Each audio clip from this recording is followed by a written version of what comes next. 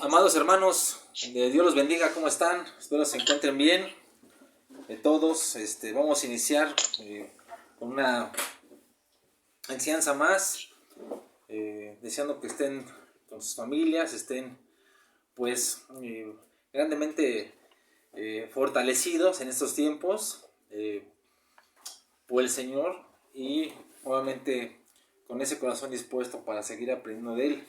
Estamos aquí, mi familia y un servidor, acabando de adorar al Señor y bueno, pues vamos a continuar con las enseñanzas de nuestro Señor Jesucristo y pues todo lo que hemos estado viendo últimamente, que es pues todas las cosas que Él nos mandó guardar.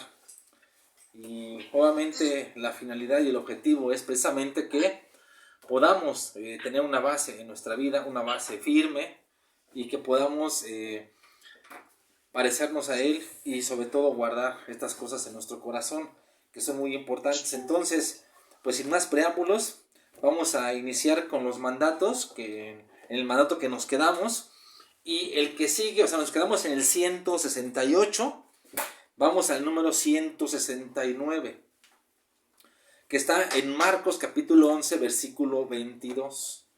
Marcos capítulo 11, versículo 22. Y vamos a ver lo que dice la palabra del Señor y lo que el Señor Jesús nos enseña aquí. En Marcos capítulo 11, versículo 22 dice: respondiendo Jesús les dijo, tened fe en Dios. Entonces el mandamiento número 169 es: tengan fe en Dios. Ahora, aquí en el contexto está hablando de una higuera que se había secado. Anteriormente Jesús había maldecido esa higuera. Fue allá a la higuera, tuvo hambre, dice que va allá a la higuera y dice que de repente pues va a ver si había algo, ¿no? Para poder comer algo de fruto. Dice que no encuentra y le declara o le dice una maldición, es decir, le dice que nunca más salga fruto de ella. Es de llamar la atención y bueno, dicho sea de paso que esta higuera, ¿no? Dice que pues las hojas después aquí, ya en este pasaje después del versículo 20, dice que los discípulos van y dicen, maestro, la higuera que maldijiste se secó, ¿no? O sea, se ha secado la higuera. Y me recuerda a Génesis, ahí en capítulo 3, cuando Adán y Eva comen del árbol, o toman del árbol, del fruto que no debieron de haber comido. Y dice que inmediatamente después de que comen del árbol, se hacen un delantal, o se hacen delantales con hojas de higuera. O sea, quisieron en pocas palabras cubrir su pecado.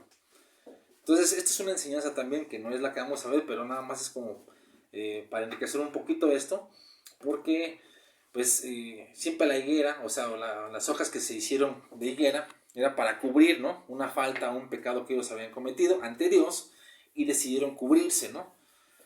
Obviamente el Señor cuando los ve, ¿no? O sea, lejos de presentarse con el Señor tal y como eran, ¿no? Decidieron irse cubiertos con algo que ellos mismos se hicieron. Entonces, Jesús maldice, ¿no? A veces, o maldijo aquí esta higuera que no tenía fruto, pero la enseñanza es que la religiosidad o la apariencia que podemos dar, ¿no? Dentro del cristianismo, pues Dios no la ve bien, ¿no? Porque Él quiere que seamos de alguna manera como son y obviamente Él quiere vernos tal y como somos, ¿no? Y no que nos estemos cubriendo, ¿no? O cubriendo nuestro pecado, o cubriendo nuestras faltas, ¿no? Con cualquier tipo de cosas. Entonces nada más esto es como parte, no es la enseñanza propiamente, pero bueno, nada más es como para... me llama la atención y bueno, nada más quise comentarlo aparte. Pero bueno, volviendo al mandato, tengan fe en Dios. El Señor Jesús les dice, tengan fe en Dios, ¿no? Creo que en esto no tenemos problema ninguno de nosotros. Ahora, el Señor Jesús dijo bien claro en quién se debía tener fe. Y dice, tengan fe en Dios. No dijo, tengan fe en las personas, tengan fe en las circunstancias, tengan fe en ustedes mismos, como muchas veces oímos por ahí o en el mundo natural. Dice, tengan fe en Dios. Porque obviamente la fe es confianza. En Hebreos capítulo 11, versículo 1 dice que la fe es la certeza de lo que se espera, la convicción de lo que no se ve. Muchas veces podemos decir, yo tengo fe en Dios, pero realmente en el hecho sí lo tenemos. O sea, en el hecho sí, en el hecho de nuestra vida, sí podemos decir, yo tengo una confianza en Dios, tengo una fe en Dios, pero desgraciadamente muchas veces la fe se pone, o sea, se tiene fe en Dios, pero también se pone la fe en circunstancias, en personas, en cosas, en lo que podamos tener, y Dios no quiere eso. Jesús dijo que la única fe válida es la fe en Dios, porque si se ponemos fe en las personas, fe en las circunstancias, pues puede ser cambiante y no hay mucha seguridad ahí, pero sí hay una seguridad al tener fe en Dios. Quiero que vayamos a Romanos para aprender un poquito más de esto. En Romanos capítulo 4 habla precisamente de la fe de Abraham, y me gustaría que pudiéramos ahí meditar un poquito sobre esto, porque Dios quiere que tengamos fe en Él. Y en este tiempo, hermanos, se necesita mucha fe en Dios. Se necesita, y por este mandato toma mucha importancia, porque es que en estos momentos de mucha incertidumbre para muchos, de mucho pesar, ¿no? De mucha angustia, es cuando nosotros como hijos de Dios debemos de obedecer este mandato de tener fe en Dios, a pesar de las circunstancias, a pesar de las adversidades, a pesar de lo que estemos viviendo. Tenemos que tener la fe en Dios, de que Él tiene el control de cada situación de nuestra vida, incluso de lo que está pasando alrededor. Leemos en el capítulo 4 de Romanos, del versículo 17 al versículo 25. Dice, como está escrito, te he puesto por padre de muchas gentes, hablando de Abraham, delante de Dios a quien creyó, el cual da vida a los muertos y llama a las cosas que no son como si fuesen. Él creyó en esperanza contra esperanza, para llegar a ser padre de muchas gentes, conforme a lo que se le había dicho. Así será tu descendencia. Obviamente esto se lo dijo, ya Abraham era grande, ¿no? Ya Abraham ya tenía prácticamente, ya era un anciano, un viejo, y le dijo esto. Y cuando dice aquí que creyó en esperanza, que Abraham creyó en esperanza contra esperanza, es porque obviamente ya en la posición que estaba Abraham, pues ya como que no había, como que él mismo no se veía con mucho futuro, ¿no? Incluso ni soñar de tener una descendencia, ¿no? Es por eso dice que él creyó en esperanza contra esperanza, porque su vida que vivía en ese momento no parecía que tuviera mucho futuro, no parecía que tenía mucha esperanza, y sin embargo Dios le da una esperanza y dice que él cree en eso. Dice, y no se debilitó en fe al considerar su cuerpo, que estaba ya como muerto, siendo de casi 100 años, o la esterilidad de la matriz de Sara. Tampoco dudó por incredulidad de la promesa de Dios, sino que se fortaleció en fe dando gloria a Dios. O sea, hay una duda razonable, hay una duda normal que todos podemos vivir, la que tuvo Juan el Bautista, ¿no? La que tuvo el mismo Pedro. Pero la duda por incredulidad es cuando ya, por eso aquí dice que no dudó por incredulidad. O sea, obviamente pues ya era de casi de 100 años, su esposa era estéril, estaban ya avanzados de edad, y lo que les decía el Señor era algo irrazonable, era algo ilógico, algo que iba totalmente en contra de la lógica humana. Y sin embargo dice que no dudó por incredulidad, sino que se fortaleció en fe, o sea, creyendo en la promesa de Dios. Versículo 21 dice, plenamente, dice, convencido de que era también poderoso para hacer todo lo que había prometido. Es decir, Abraham en ese momento está en una condición tan complicada, ¿no? Por la esterilidad, porque no tenía descendencia, porque estaba en una tierra, ¿no? Ajena, porque no tenía tierra propia. Y sin embargo dice, ¿no? Que él estaba plenamente convencido de que Dios era poderoso, ¿no? Para hacer todo lo que había prometido. Entonces él le creyó al Señor, y por eso dice que su fe fue contada por justicia. Dice, por lo cual también su fe le fue contada por justicia. Entonces, ahí vamos abajito, más atrás de Romanos 4, dice en el versículo 5, mas al que no obra, si no cree en aquel que justifica al impío, su fe le es contada por justicia. Esto obviamente aplica a nosotros, ¿no? Pero aquí Abraham le creyó a Dios, dijo, yo creo que lo puede hacer. Yo no sé cómo lo va a hacer el Señor, pero si Él lo ha dicho, Él lo va a hacer. Dice, y no solamente con respecto a Él, versículo 23, se escribió que le fue contada, sino también con respecto a nosotros, a quien les ha de ser contada. Esto es, a los que creemos en el que levantó los muertos a Jesús, Señor nuestro, el cual fue entregado por nuestras transgresiones y resucitado para nuestra justificación. Entonces, ¿no? Nosotros, hermanos, tenemos que fortalecernos en fe. Y no importa la situación que estés viviendo, pasando, o que estemos, o como esté el mundo de cabeza, nosotros tenemos que tener bien claro que nuestra fe debe ser puesta en Dios. Y tenemos que fortalecernos porque tenemos que estar plenamente convencidos que Él es poderoso para hacer lo que ha prometido. El no creerle a Dios, El dudar de sus promesas es duda de incredulidad y es pecado. Y es el peor pecado de todos, el no creer al Señor, el dudar por incredulidad. Porque a final de cuentas, si está escrito en su palabra y Él nos ha dejado tantas promesas que son para nosotros, entonces Él las va a cumplir a su manera, a su forma. Él acomodó todas las circunstancias para favor de Abraham, para que Abraham pudiera tener un hijo, para que Abraham pudiera tener una descendencia, para que Abraham pudiera tener una tierra donde morar perpetuamente. Entonces, nosotros debemos de creer, ¿no?, que Dios es poderoso para hacer todo lo que ha dicho con respecto a nuestra vida. Y si Él ha prometido, y si Él ha dicho que todo va a ser para bien a los que aman a Dios, entonces estos tiempos son para bien. Y miren, hermanos, yo lo he meditado y creo que muchos lo han meditado también. Y la verdad es que no hay como a veces explicaciones exactas con respecto a lo que Dios permite en la vida o en el mundo en sí, ¿no? Creo que no hay una explicación muy adecuada o exacta, vamos, ¿no? Pero esto del coronavirus, esto del COVID, hermano, es un bien para el mundo en sí. Yo hasta y le pedí perdón a Dios, si mal no recuerdo, porque no le había dado gracias a Dios por el COVID. De repente uno se pone a pensar en todo lo que está pasando, pero teníamos que darle gracias a Dios por el COVID, o sea, por este virus que está aquí en el mundo, porque es lo que Dios está utilizando.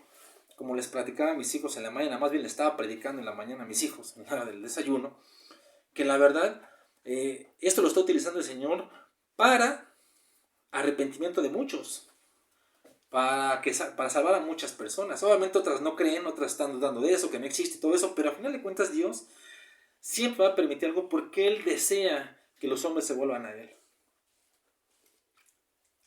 Y por eso les permite enfermedades y cosas como estas. Ahora, si es un bien para el mundo porque Él no quiere que nadie se pierda, como dice Pedro, obviamente y sin dudar, es un bien para nosotros también, hermanos. Porque si te llegara a dar coronavirus, ¿no?, dale gracias a Dios. No hay que tener temor en ese aspecto, porque si obra para bien, Él lo primero, y él estaba platicando con un hermanito también, porque obviamente cuando permite el sufrimiento en nuestra vida, la enfermedad y muchas cosas, Él trata con algo importante y con lo principal. Él trata con el pecado. Y obviamente, si caemos enfermos y si caemos en cama, pues no es porque Él permite o quiere que suframos, sino porque Él trata con nuestro pecado, trata con el pecado de nuestra carne, y quiere, ¿por qué? Porque Él quiere que seamos santos, Él quiere que seamos sin mancha, entonces obviamente va a tratar con nosotros, ¿no? Más bien el peligro está en cuando todo está bien. El peligro creo que está cuando todo está bien, cuando no pasa nada, cuando aparentemente no hay problemas, cuando todos estamos bien sanos, cuando no hay conflictos, cuando no hay aflicciones, como que ahí hay un peligro, ¿no? Porque fácilmente podemos ser llevados por nuestra carne, por nuestros deseos, por nuestras pasiones, por muchas cosas, ¿no?, que Dios no quiere. Entonces, a final de cuentas, es un privilegio y es un honor, ¿no?, el que podamos estar enfermos o que nos pueda pasar algo, porque el Señor está tratando con nuestro corazón y está poniendo toda nuestra dependencia en Él y no en las cosas. Entonces, yo le decía a un hermano, hasta un favor nos haría, ¿no?, como dijeron un predicador que escuché la otra vez, ¿no?, porque en los últimos momentos que nos fuéramos con el Señor, pues ya, ganaríamos, hermano, ¿no? Ganaríamos, ¿no? Más bien, la preocupación es cómo nos vamos, como le hemos hablado. Pero a lo que voy, hermanos, es que a pesar en estos tiempos, ¿no?, tan difíciles, ten fe en Dios. No sé ahorita lo que estés pasando, que estés viviendo en tu familia. Yo creo que muchos tenemos conflictos ahorita, a lo mejor financieros, emocionales, a lo mejor de salud también, hermanos, pero es cuando más debemos obedecer este mandato. Tener fe en Dios, confía en el Señor, confiemos en Él y Él tiene el control de todas las cosas que pasan en tu vida, ¿no? No sé, a lo mejor estés viendo que no sales de lo económico, que no sales de la salud, ¿no?, que la relación con tu esposo no está muy bien, como que ha ido muy mal, con tus hijos, en tu alrededor, contigo mismo, en tus emociones. Ten fe en Dios. Ten fe en Dios porque Él tiene el control de todo eso y quiere que nos fortalezcamos en fe confiando en Él. Entonces, yo te quiero animar con esto para que no te desanimes, hermano y hermana, ¿no? Ve las cosas, como dice aquí en Romanos 4, las cosas que se ven, no las que no se ven, ¿no? Perdón, ve las cosas que no se ven, más bien, no ve las cosas que se ven, sino las que no se ven. Las cosas que se ven son temporales, pero las que no se ven son eternas. Entonces, nosotros no andamos por vista, andamos por fe. Entonces debemos de confiar en que a pesar de que nuestra situación esté adversa y que incluso se ponga peor, el Señor tiene cuidado de sus hijos, tiene cuidado de nosotros, como también tiene cuidado de ti. Entonces, fortalécete en fe, hermano y hermana, y ten fe en Dios. Inmediatamente pasamos al mandamiento número 170, que está ahí en Marcos capítulo 11. Hemos encontrado varios mandatos que vamos a ver rápidamente. Y está en el versículo 23, versículo 24, perdón. Y luego vamos al 25, estamos ahorita Marcos, aquí del 24 al 26. Y vamos a leer. Dice, por tanto os digo, todo lo que pides orando, creed que lo recibiréis y os vendrá. Y cuando estéis orando, perdonad si tenéis algo contra alguno, para que también vuestro Padre que está en los cielos os perdone a vosotros vuestras ofensas. Porque si vosotros no perdonáis, tampoco vuestro Padre que está en los cielos os perdonará vuestras ofensas. Mandamiento número 70 es, crean que recibirán todo lo que piden en oración. Crean que recibirán todo lo que piden en oración. Todo lo que...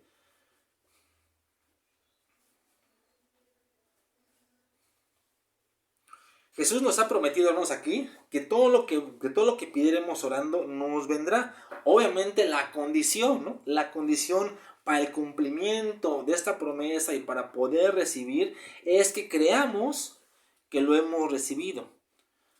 A veces podemos pedir en oración, hermanos, y cuando no vemos, ¿no? Que viene o que no viene lo que le hemos pedido, pues dejamos de pedir o ya no insistimos en pedir.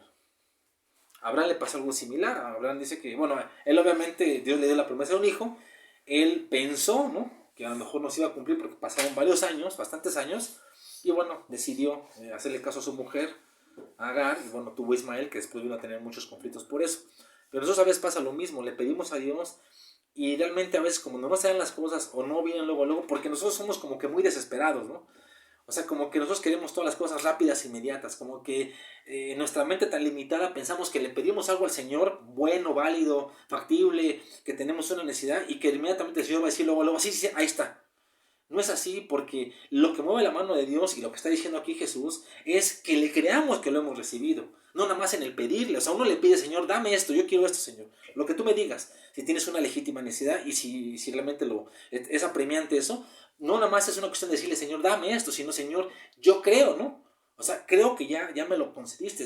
O sea, si tú le estás pidiendo fortaleza para tu día a día, tú crees que ya te la concedió. O sea, no tenemos que tener la mentalidad o el pensamiento de que, híjole, y a lo mejor se le olvidó, a lo mejor no lo hizo, a lo mejor no me lo quiere dar. No es así, porque muchas veces por eso dejamos de insistir en lo que le pedimos. Por eso a veces no vemos respuesta, precisamente porque dejamos de pedir y dejamos de insistir y no creemos que lo hemos recibido. Si es un padre y es nuestro padre, debemos de creer que como un padre bueno, Él está dispuesto a darnos lo que necesitamos. Obviamente Él sabe en qué momento, en qué tiempo y a su manera. Pero Él no va a desamparar a sus hijos. Sí nos va a dar todo lo que necesitamos, hermano. Entonces debemos de creer. Por eso Jesús, ¿no?, aquí lo dice. Si tú pides algo en oración, cree lo que yo lo he recibido. No como de repente lo dicen en algunas iglesias, en algunos que tienes que recibir tu milagro y cosas con ese estilo de emociones, ¿no? Para alimentar la codicia y muchas cosas. No, hermanos. Si Dios ve que tú tienes una legítima necesidad, como Jesús en el tiempo cuando hacía los milagros, cuando Él veía una legítima necesidad, Él ayudaba siempre. Entonces, si tú tienes una legítima necesidad, tenlo por seguro que Él te va a ayudar y que Él nos va a ayudar, pero debes de creer, volviendo a la fe. Tenemos que creer que lo hemos recibido. Aunque al momento no lo veamos, aunque pase una semana y no lo veamos, aunque pase un mes y no lo veamos, aunque pase un año y no lo veamos, aunque pasen 2 años, hermanos, yo sé y creo y confío que a su tiempo el Señor se manifestará en todo aquello que tú le has pedido si tú crees que lo has recibido. El problema está en que a veces dejamos de creer, dejamos de pedir, dejamos de insistir y por eso no recibimos mucho de lo que pedimos, ¿no? Y tenemos que fortalecernos en esto también, hermanos. Este es el mandamiento número 70. Pero también en el mandamiento número 171, que es al que vamos, el Señor también dijo algo, o sea, en oración, que perdonemos si tenemos algo contra alguno. Es el mandamiento número 171. Perdonen si tienen algo contra alguno.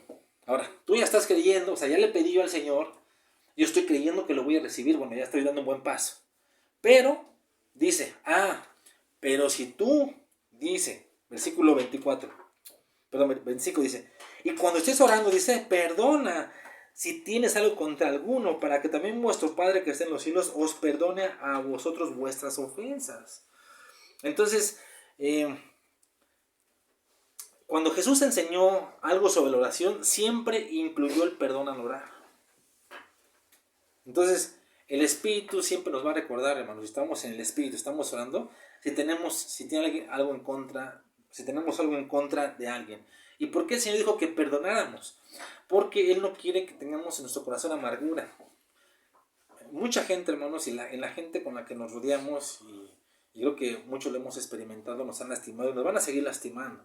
Personas queridas, personas amadas, que nosotros pusimos nuestra confianza, donde tú pusiste tu confianza, donde tú a lo mejor te hiciste una idea de que ibas a tener a lo mejor una gran amistad, a lo mejor te hiciste grandes expectativas con las personas, ya sean amigos, ya sean familiares, y de repente estas personas te lastimaron, te ofendieron, te hirieron, ¿no? El Señor dice que las perdones, ¿no? Si tienes algo en contra de alguien, porque si alguien te lastimó es porque te ofendió, y muchas veces preferimos guardar, ¿no? El rencor, el enojo, ¿no? Imaginarnos, ¿no? El por qué lo cedió, por qué lo hizo, si no lo merecíamos, porque es lo que a veces tratamos de vernos a nosotros así, ¿no? Es que yo no lo merecía, pues yo le entregué mi amistad, yo le entregué mi amor, yo le entregué mi cariño, mi confianza. Vamos, a lo que voy es que siempre como que buscamos alguna excusa, ¿no? Para no perdonar. Realmente nuestra responsabilidad ahorita, o sea, cuando alguien nos lastima y cuando nos hieren, es precisamente perdonar. ¿Por qué? Porque obviamente al perdonar también nosotros vamos a poder recibir el perdón de Dios. Entonces, si alguien te ha ofendido y te ha lastimado, hermanos, y si en oración el Señor te recuerda, el Espíritu Santo te recuerda que tienes algo en contra de alguien, perdónalo. Perdónalo, porque solamente así se va a cumplir completamente este mandamiento y se va a poder hacer en tu vida aquello que tú le has pedido, para que también nuevamente el Señor nos perdone a nosotros. Y versículo 26 dice, porque si vosotros no perdonáis también, tampoco vuestro Padre que está en los cielos perdonará vuestras ofensas. Entonces, obviamente, por esto va más importancia. Si tú perdonas a los que te han ofendido y te han lastimado, tienes la garantía de que cuando tú le pidas perdón al Señor por tus ofensas y por tus fallas, el Señor también te va a perdonar, porque el Señor va a ver tu actitud o mi actitud cuando nos lastiman y cuando nos hieren. Y la pregunta siempre va a ser, y la reflexión siempre va a ser, ¿cuántas veces no le fallamos al Señor nosotros, no? ¿Cuántas veces al día no le fallamos? A ver, ya sean leves o fuertes, pero le fallamos, pecamos, hermano, y siempre Él está dispuesto a perdonarnos, ¿no? Así es la actitud que debemos de tener contra el que nos lastima, contra el que nos ofende. Desgraciadamente a veces algunos hermanos andan por ahí amargados, con amarguras, precisamente porque no han aplicado esto y no han aprendido a perdonar. Sí, ya han aprendido a pedir al Señor y a recibir y a hacer muchas cosas, pero no a perdonar. Entonces aquí yo dije que tenemos que perdonar si tenemos algo en contra de alguien, ¿no? Entonces, ese es el mandato del Señor Jesús. Perdonen si tienen algo contra alguno. Mandamiento número 171. Inmediatamente pasamos al mandamiento número 172, que está en Marcos 12:38. Marcos 12, versículo 38. El Señor dijo que nos guardáramos de muchas cosas. Y aquí dice que nos guardemos de los escribas. Dice, y les decía en su doctrina, guardaos de los escribas, que gustan andar con ropas largas y aman las salutaciones en las plazas. El mandamiento número 172 es guárdense de los escribas. Ahora, un escriba era alguien, ¿no?, que hacía copias de las escrituras, ¿no? Era alguien que sabía mucho de las escrituras, ¿no? Alguien que podía enseñar incluso las escrituras, ¿no? ¿Y qué es lo que nos enseña aquí el Señor Jesús? El Señor Jesús aquí nos enseña que nos debemos de cuidar de los que conocen la Biblia, pero no viven conforme a ella. Es la enseñanza de aquí de este mandato, ¿no? Hay muchos que pueden conocer, ¿no?, la palabra del Señor, incluso la pueden recitar, incluso la pueden decir, pero en su vida misma no viven conforme a lo que ellos dicen. Por eso dice Proverbios que sean pocas nuestras palabras, ¿no? O sea, realmente, si uno hace alarde de que conoce la palabra y de que conoce la Biblia y de que uno sabe muchos versículos, pero la familia que nos ve, con los que nos rodeamos, no ven que vivimos conforme, ven que no vivimos conforme a ella, ahí entonces somos como los escribas, ¿no?, que conocen de las escrituras pero no viven conforme a ella. Y ahorita vamos a pasar más adelante a explicar un poquito más por qué. Vamos a ir inmediatamente ahorita a Mateo 23, pero el mandamiento número 172 es guárdense los escribas, porque obviamente, y ellos obviamente les gustaba, ¿no? Dice que les gustaba, amaban las salutaciones en las plazas y vestir ropa larga, lo que ahora podríamos decir como ropa lujosa, ¿no? Entonces un falso profeta, ¿no? Un falso ministro es aquel que le gusta siempre andar con ropas lujosas y que obviamente le gusta tener protagonismo también. Entonces guárdense esas personas que les gusta estar siempre de lujo, siempre con glamour y que tengan y que son o les gusta ser protagonistas. Vamos a Mateo capítulo 23. Vamos a ver varios mandatos. Y vamos a ver lo que Jesús dijo acerca de los fariseos. Mateo 23.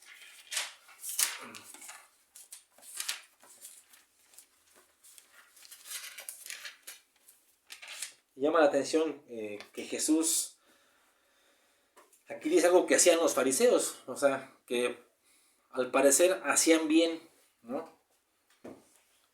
Mateo 23 dice: Entonces Jesús habló a la gente y a sus discípulos diciendo: En la cátedra de Moisés se sientan los escribas y los fariseos, así que todo lo que os digan que guardéis, guardadlo y hacerlo, mas no hagáis conforme a sus obras, porque dicen y no hacen. El mandamiento número 173 es: guarden todo lo que les enseña la Escritura, o guarden todo lo que les enseña la palabra. Es el mandamiento número, porque él dijo, así que todo lo que les digan que guarden, guárdenlo. Ahora, guardar es sinónimo de memorizar, por eso es importante la memorización. Ahora, ¿cuál es la importancia de memorizarle de la palabra? Hay una bien sencilla, no es para hacer alarde de que uno sabe mucho. Si alguien realmente quiere buscar la piedad en su vida personal, debe de procurar tener la palabra morando en él, como dice Colosenses capítulo 3, versículo 16. En el Salmo 119, versículo 9, el Señor dice, ¿no? ¿Con qué limpiará el joven su camino? Dice, con guardar su palabra. Entonces, la única manera de guardar nuestro camino, de andar en caminos malos, de andar en caminos que no convienen, es guardar la palabra del Señor. Ahí mismo en el Salmo 119, versículo 11, dice el salmista que en su corazón, dice, en mi corazón he guardado tus dichos para no pecar contra ti. Entonces se guarda principalmente la palabra y se memoriza para no pecar contra Dios, no para dar unas enseñanzas, no para hacer alarde, sino para no pecar contra Él, porque entre más la palabra tengamos morando en nuestro corazón, menos vamos a pecar, porque vamos a estar conscientes, ¿no?, de lo que Dios no le agrada, lo que Dios no le gusta, especialmente por mucha ignorancia. ¿Por qué muchos creyentes o algunos creyentes siguen pecando, están en pecado? Porque no han guardado la palabra, a pesar de que son creyentes de 10, 15, 20 años. ¿Y por qué todavía andan en pecado? ¿Y por qué pecan constantemente y están en una práctica incluso, ¿no? Por lo mismo, porque nunca han guardado la palabra del Señor, nunca se han interesado en guardarla, nunca se han interesado en vivir una vida piadosa, nunca se han interesado realmente en vivir para Dios, en vivir para agradarle a Él. A pesar de fallas y errores, no han insistido, y por eso, ¿no? Y por eso hay tanto pecado, incluso dentro de la misma iglesia. Y no debe ser así. Entonces, tenemos que guardar la palabra en nuestro corazón. Ahora, aquí Jesús no les dijo, no les hagan caso a los fariseos, no les digan, no les hagan caso, ni los oigan.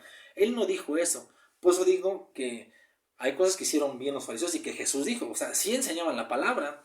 O sea, sí la podían enseñar. Incluso decían que se tenía que obedecer. Eso hacían bien. El problema está en que no hacían. El problema está en que no hacían. Ahorita vamos a ver eso. Pero el principal objetivo, y valga la redundancia, es no pecar contra Dios. Entonces es importante guardar la palabra porque pecaremos menos. Mandamiento número 174, es lo que leímos ahí en Mateo 23, es hagan todo lo que les enseña, lo que se les enseña de la Escritura. Hagan todo lo que se les enseña de la Escritura. Entonces, muchas veces se juzga, es más fácil juzgar a quien da la palabra, ¿no? Porque vemos algunas inconsistencias, porque podemos ver algunos errores, ¿no?, en los líderes, en los pastores, ¿no? Pero no nos ponemos a pensar, y es por eso que desgraciadamente mucho creyente o algunos creyentes hacen a un lado lo verdaderamente importante y se enfocan más en la persona.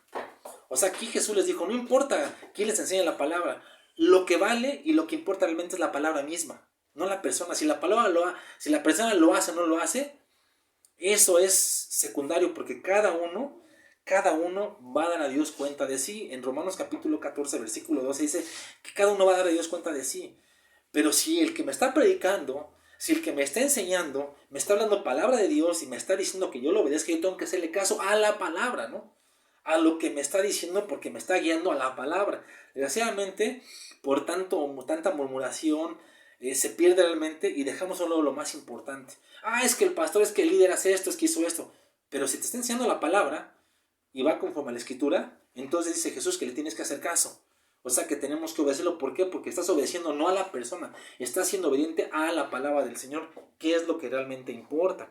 Entonces, ahora sí que no importa quién enseña las escrituras, porque la palabra es eterna y debe ser hecha, o sea, debe ser obedecida. Los fariseos no hacían lo que mandaba la escritura, pero enseñaban y mandaban a hacerlo. Entonces, Jesús nos manda poner en práctica la palabra a pesar de quienes no la enseñen, no lo hagan o no la practiquen. Debemos poner en práctica la Biblia y no excusarnos por alguna razón, porque alguien a lo mejor que le enseña no lo obedece o no hace conforme a ella. Entonces hay que tener cuidado con eso y va de la mano con el mandamiento número 175, que es no hagan conforme a las obras de los fariseos. Porque dice que ellos decían y no hacían.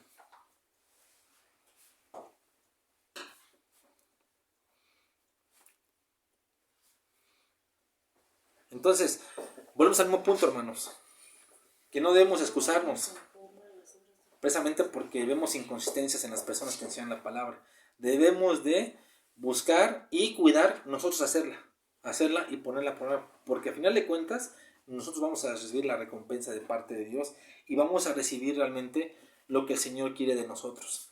Y obviamente no quiere que seamos como los fariseos, ¿no? Que seamos nada más los que hablan y los que dicen y no hacen. Esto ha sido una constante a veces, ¿no? En muchos creyentes, en muchos de nosotros, hermanos. La verdad, hay que reconocerlo que muchas veces a veces podemos decir y no hacer. Y nuestro ideal debe ser al revés, debe ser hacer, ¿no? O sea, debe ser hacer y que realmente la gente vea por nuestros hechos, vea por nuestra conducta. O sea, no tanta palabrería, sino más bien deben de ver nuestros hechos en nuestra vida personal, en nuestra vida cristiana, porque eso es lo que de alguna manera el Señor va a tomar en cuenta, ¿no? Y bueno, vamos a acabar con el mandamiento número 176, que está en Mateo 23, versículo 8. Dice, pero vosotros no quieran que los llamen rabí, que significa maestro, porque uno es vuestro maestro, el Cristo, y todos vosotros sois hermanos. Aquí el Señor Jesús está diciendo que no queramos que los hombres nos llamen rabí.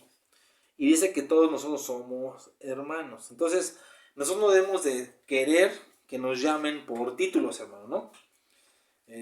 Rabí era un nombre muy respetable entre los judíos, ¿no? Porque alguien que ya sabía mucho y era alguien que, bueno, era un maestro en sí, ¿no? Pero el Señor dijo que no deseáramos que nos llamen así. Ahora, el maestro rabí es equivalente ahora, hoy a pastor, apóstol, maestro, evangelista, profeta. Yo me he encontrado con algunos líderes que realmente hasta se molestan porque no les dicen pastor, ¿no? La característica principal de un falso profeta es que se dice ser apóstol, como en Apocalipsis lo dice. Dice, has probado, le dice a la iglesia de Éfeso, has probado a los que se dicen ser apóstoles y no lo son, los que se dicen. Entonces, una característica de un falso profeta es que se dice a sí mismo, ¿no? Se pone títulos. Yo el profeta del Señor, ¿no? Yo el apóstol, yo el evangelista, yo el pastor, yo el maestro. Aunque yo creo en la sinceridad de muchos líderes, en cuestión de que lo dicen con total sinceridad y con toda humildad, pero desgraciadamente hay muchos que sí les gusta que les llamen pastor, maestro, apóstol, ¿no? E incluso se presentan así. Pero yo digo que no quisiéramos, no debíamos de querer que nos llamen rabí. Ahora, a mí me dicen pastor, pero yo nunca les he dicho, hermanos, es más, incluso nunca les he insinuado que me digan así. Más bien les he animado a que me llamen por mi nombre, por Armando. ¿Por qué? Porque, bueno, yo me siento más cómodo así. Obviamente los dejo porque, bueno, sé que, bueno, lo ven a uno a lo mejor con respeto, pero nunca es más, ni tan siquiera me presento como pastor, ¿no? O sea, cuando me presentan en algunas iglesias o en algunos lugares donde voy, siempre me presento como Armando, o sea, soy el hermano Armando, hasta ahí, ¿no? O sea, ¿por qué? Porque he entendido perfectamente esto, ¿no? Incluso tengo temor, ¿no? De que un día yo pueda, ¿no? Eh, pretender ser algo que no soy, ¿no? Entonces, la verdad es que siempre he animado a los que me conocen y están cerca a que me llamen a Armando, ¿no? Normal, hermanos, porque quiero ir en contra del ego, quiero ir en contra pues de la carne que le gusta, que la admire, que le gusta, que tener reconocimiento y quiero aprender de lo que dice Jesús, porque Él dijo que todos éramos hermanos. Entonces, aunque me dicen, y yo lo respeto eso, pero yo nunca me presento y nunca voy a presentarme como un pastor. A veces lo tengo que decir para que me ubiquen, pero no lo hago para que me lo digan, ¿no? Pero a lo que voy, hermanos, es que obedeciendo este mandato, no queremos, ¿no?, buscar un título en nuestra vida. Acuérdense que vimos la vez pasada que el único título que podemos tener como siervos de Dios es el de siervo inútil o una aspiración a siervo inútil, ¿no? Porque pues si hacemos todas las cosas, entonces somos siervos inútiles y si no lo hacemos, pues no llegamos ni a eso.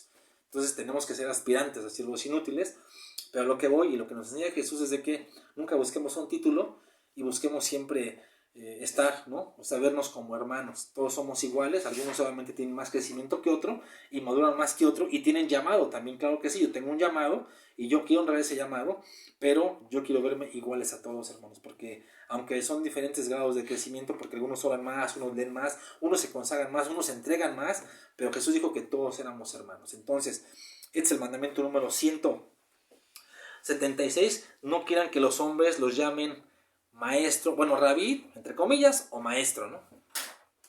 No quieran que los hombres los llamen rabí, y entre paréntesis, maestro. Es el mandamiento número 176, y hasta aquí nos vamos a quedar, hermanos. Ya el próximo miércoles, si Dios lo permite, continuaremos con los demás. Trato de que sea un poquito, me ha reducido el tiempo por el tiempo del Zoom, y también por el tiempo del YouTube, pero hermanos, pues seguimos aprendiendo de Jesús. Espero que haya sido de bendición esta enseñanza. Yo la estoy grabando para subir al rato al canal y para que la puedan ver aquellos que no se conectaron. Les sigo animando a que no dejen de hacer sus reuniones, hermanos, por favor. No hay que poner excusas con respecto a las reuniones. Por favor, hagan lo posible. Los hombres, los cabezas de hogar, reúnanse con su familia. Si no pueden unir a todos ustedes dos o tú solo, estás con el Espíritu Santo, estás con el Señor Jesús, tenemos que procurarlo, hermanos. Ahora sí que no debemos de acostumbrarnos a no congregarnos, aunque ahorita físicamente no estemos todos reunidos, y creo que ahorita se agudizó un poquito más porque empezó el semáforo naranja con alerta en las dos entidades, pero la verdad, hermanos, es que necesitamos nosotros forzarnos, obligarnos a congregar a nuestra familia, a nuestros hijos o nosotros, ¿no? Eso va a ser para nosotros pues el crecimiento que Dios quiere para nosotros, y vamos a poder tener una costumbre de reunirnos, aunque no lo hagamos de una manera presencial, pero Dios, acuérdense, ve nuestra fidelidad y tenemos que ser fieles en lo que Dios nos manda, de poder congregar a nuestros hijos. Así como de repente nos organizamos para ver una película, para salir juntos, así también juntemos a nuestra familia para poder nos congregar y podernos reunir, aunque ahorita no nos podamos ver. De todos modos, por este canal o por estos meses vamos a seguir compartiendo la palabra, y ya Dios dirá, en lo que resta del año, bueno, pues ya les iremos avisando de lo que viene, pero de entrada pues les quería seguir animando a que no dejen de congregarse, no dejen de estar con sus familias, y nosotros seguimos orando por ustedes. Estamos pidiendo que pues Dios nos fortalezca a todos en estos tiempos, nos ayude, nos guarde, y cualquier cosa, por favor, por el grupo, estamos ahí a sus órdenes, y cualquier cosa, por favor, háganmelo saber. Estamos para servirlos, para ayudarlos. A veces no podemos atender a todos, hermanos, porque la verdad, pues, como ustedes saben, tengo un trabajo y tengo que economizar mi tiempo para poder dedicar a la familia, a mi trabajo, todos los pendientes, pero créanme que están en nuestras oraciones, están en nuestro corazón, y deseamos verlos pronto. Un abrazo, Dios los bendiga, Dios los guarde, y mil bendiciones para todos ustedes. Bendiciones.